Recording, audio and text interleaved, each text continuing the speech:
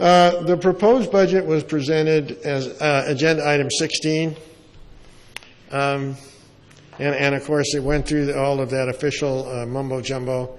The city council acting as the successor agency for the formal redevelopment agency of the city of Santa Rita is going to conduct a public hearing on the proposed FY16-17 annual operating budget and capital improvement program, and schedule for budget adoption at the next city council meeting. Now, just want you to know that when they talk about this as being done over a 6-month period, it was done over a 6-month period at the staff level.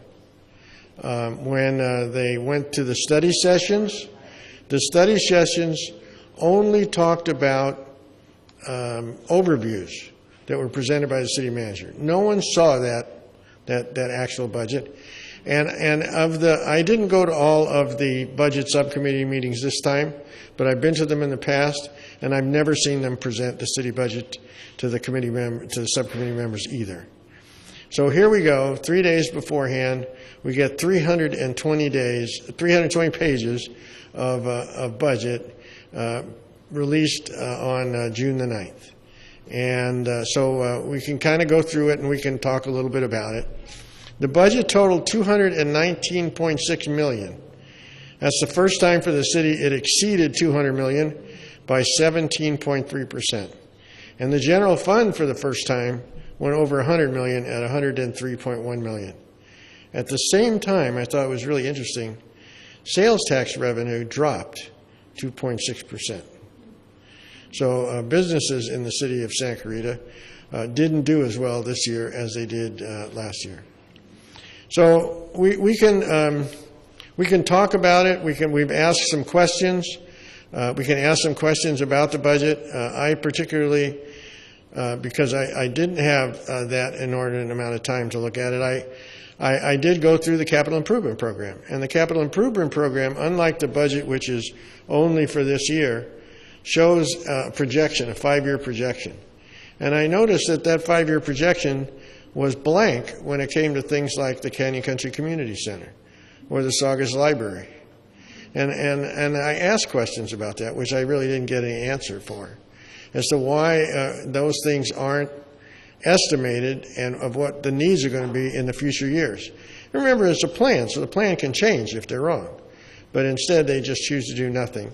And we found out also during that period of time that certain items, certain funds are not in either the budget or the report because they don't come from revenue to the city. They come from some more considered to be a trust fund than a revenue fund. But the one thing that was different in this city council election was organization charts. And they sort of are like our organization charts, and I just want to show them to you a little bit. Not to go into that grave detail, but you might. It's online. You can find them for yourself. Last year, they had a section where they showed a listing of all the funds. So you know when you go to a city council meeting and you see something that says financial impact, transfer funds from B3275 to A, whatever the numbers are, and you go, what does that mean? They actually had a listing of all the general ledger budget, all the general ledger funds, so you could then go and you could actually see what they were doing. This year they decided to add organization charts, and I found them to be very interesting. I want you to realize this is the top level organization chart. And who's at the top? Who is the most important person in the city, supposedly? We are, the residents. Isn't that really true? You really believe that? But that's what the organization chart says. And then city council reports to the residents. And I thought it's also interesting that the city manager and the city attorney are, of course, the only city council employees. They're the ones that, and the city manager, like any other major corporation, he is charged with running the company. But I don't believe this organization chart. I don't know whether you do or not, but I don't believe it, huh? No, the reason why... Well, that's true. But I thought it was very interesting. If you see it says city manager, assistant city manager, and then it has everybody else underneath it. Do you believe that's the way the city works? I don't. The assistant city manager is a staff member. not a direct line manager. And are you trying to tell me that Ken Striplin does not address all of his senior staff? I think not. But anyway, here you got it. Here's who on the city council: Acosta, Boyson, Keller, McLean, and West. Striplin is the city manager. Assistant city manager, I left his arrow off, is Frank Oviato. Right? City manager, Ken Striplin. Darren Hernandez for administrative services. Rick Gould for Parks and Rec.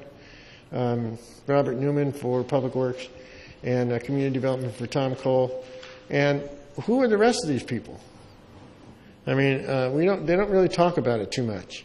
But for each one of these items, they did put in a sub-chart. Here you can see the council and the city manager and the attorney. And the attorney's office is the attorney, the legal counsel. And you can tell this is not an organization chart because there's nobody called attend city council and planning commission meetings. But they do litigation and legal document preparation and criminal prosecution. I don't know if they've ever done that. And here it shows the assistant city manager and what the assistant city manager is in charge of. And as you can tell right there is the city manager's office. I just thought this whole organization chart thing was a little interesting. And it's hard to read, but if you go online, it's pretty clear. Then for the deputy city manager, which is, I believe, Mr. Hernandez, is neighborhood services and all of the special districts, parks. And I thought this was an interesting chart, too, because it talks about parks, but Rick Gould is the director of Parks and Rec. So you can go online, look at those really carefully.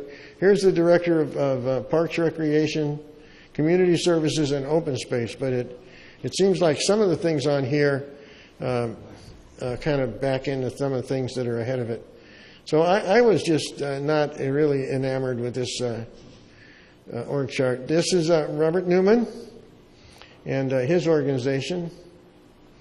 And then lastly, here we go, Assistant City Manager. This is public safety. And I thought this was very interesting because if you look at on the left, it says that the LA County Fire Department reports to the Assistant City Manager. The fire department doesn't report to anybody in the city. We're in a fire district. We can name that person as the fire chief because we're required by law to have a fire chief.